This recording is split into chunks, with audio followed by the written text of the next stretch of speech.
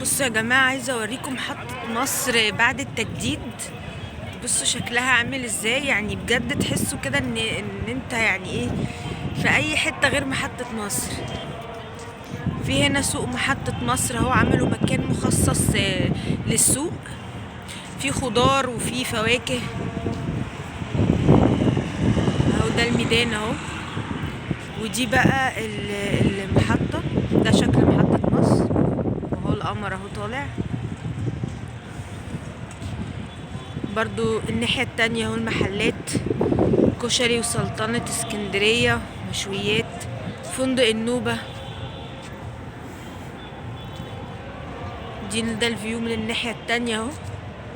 اهو بجد حاجة مشرفة ومجهود مشرف، وانا بجد فخورة بيه يعني.